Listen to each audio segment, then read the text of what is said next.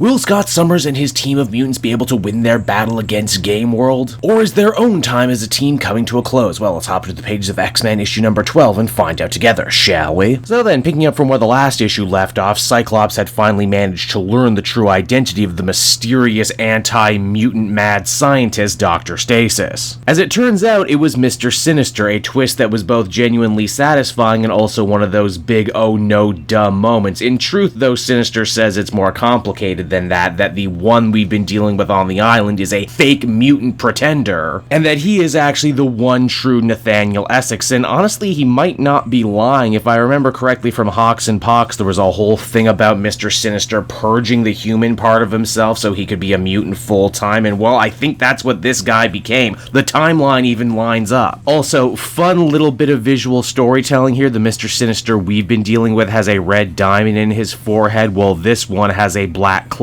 Would that also mean that there's a heart Sinister and a spade Sinister out there if we take the whole playing card motif to its natural end? Cyclops and Sync are able to defeat Doctor Stasis, but they aren't able to arrest him. He pulls the oh-so-classic villainous move of detonating his base. The good guys also discover that his base of operations was under a place called Essex County, which honestly should have been a big bad giveaway right away to everyone involved. Dr. Stasis's motivations also are very different from Mr. Sinister's. He hates mutant kind and wants to see them either destroyed or completely driven out of planet Earth. This would explain why he's in league with the forces of Fei Long, the Machines, and Orchis, but they also seek to imply that maybe this Nathaniel Essex has a sick kid that he's trying to help too. Now, while all of that is going on, we check back on in with Jean Grey and the other ex-ladies out in space. They had gone to the casino world of Gameworld to finally try and bring down Quadricep Jones, a powerful and influential alien gangster who had been putting Earth up as a prize in all of his different games of chance. Jones had thought he had actually got one over on the X-Men by using his mind-controlling mushroom spores to get inside the head of Laura Kinney Wolverine and have her attack her teammates. Only, here's the thing though, the Wolverine that is cutting her teammates to ribbons is actually one giant illusion. Jean Grey had gotten inside Jones's mind and started feeding him this whole illusion where he was winning so they could actually go to work and do the hard stuff that involves actually freeing all the different people who are currently prisoners of Gameworld. If it was just a matter of killing Quadricep Jones and blowing up the entire station, the mutants very easily could have done this, but the X-Men under Cyclops are as just as much a humanitarian force as anything. Jean joins forces with Rogue and really shows the full breadth of her telekinetic abilities. She's able to literally grab onto each individual Quadricep spore, in doing so completely defanging Jones and freeing everyone else from his mental influence. They then just kind of box him up all neat and tidy to make sure he can't hurt anyone ever again. As far as Gameworld itself, the mutants decide that they're actually going to keep the place open and even become partners with the newly freed individuals who are going to take ownership of it. The only caveat Jean and the other X-Men ask for is that Gameworld no longer target weaker worlds that are incapable of defending themselves, and should Gameworld break this promise, well, they're gonna have more X-Men problems to deal with. So yeah, wow, it took 12 issues, but the threat of Quadricep Jones and Gameworld has ended, the threat that's pretty much hung over this series since issue 1, but there's still some old business yet left to deal with. You see, Cyclops and Sync, in the effort of good faith, decide to have a little sit-down meeting with Ben Urich. Sync apologizes for messing with his mind and stealing the story that Urich was writing about mutant resurrection. The two X-Men have had a lot of time to think it over, and they figure if they really want to make a good go at being heroes again, about getting back to basics, they can't act like the Quiet Council. They can't just steal from people's minds because it would be easier for them in Krakoa to do so. Here's the interesting thing on Ben's side though, he doesn't want the memories returned to him. He wants to actually write the story now as is. Otherwise, he'd feel like some other person, even if it was just an older version of him regaling the story to him. And indeed, Ben is good to his word, and he does write the story about the mutant resurrection protocols. A story that everyone involved knows full well is going to have incredible unforeseen ripple effects throughout the rest of the Marvel Universe. After all, the mutants of Krakoa have essentially grabbed their own fountain of youth, their own holy grail, and as it stands right now, the Quiet Council and the powers that be are in no rush to share it with everyone else. But on the upside though, now that mutant kind isn't pretending that they can't die anymore, that means Cyclops is able to come back into the public eye. Goodbye, Captain Krakoa. Hello, Scott.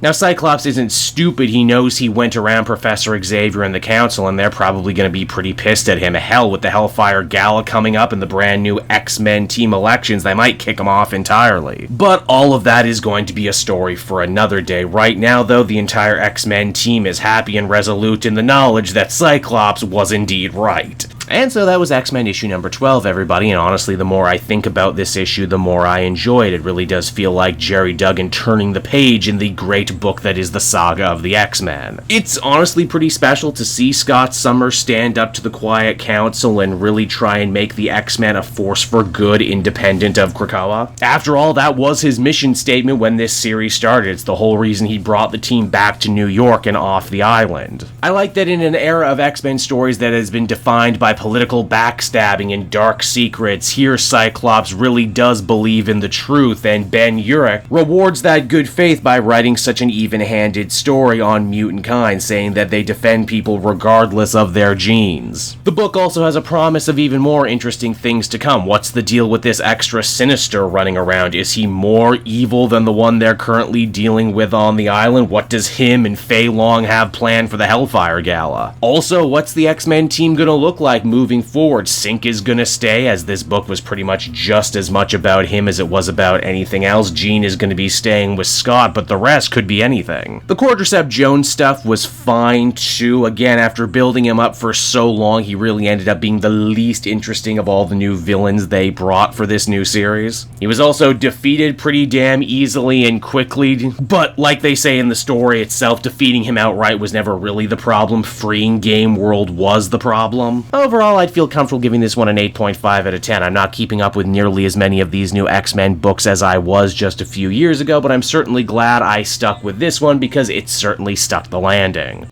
Hey there everyone, it's your pal Cape Joel again, and if you're seeing my face right now, that means you watched to the end of the video, and I'll always be grateful for that. Retention helps in this crazy YouTube game, and so does becoming a patron. If you head on down to the description, you can find a link to my Patreon page. Recently just redid all the tiers, a lot of cool stuff offering up there, exclusive commentaries, exclusive polls, behind the scenes concept art for Capes and Quest. That's the brand new D&D show I've started soon. Never been a better time to become a patron. You can become a patron for as little as $1 a month and help the channel grow and, help me continue to deliver content like what you just saw. So I want to thank you all, and I will see you again next time. Bye-bye.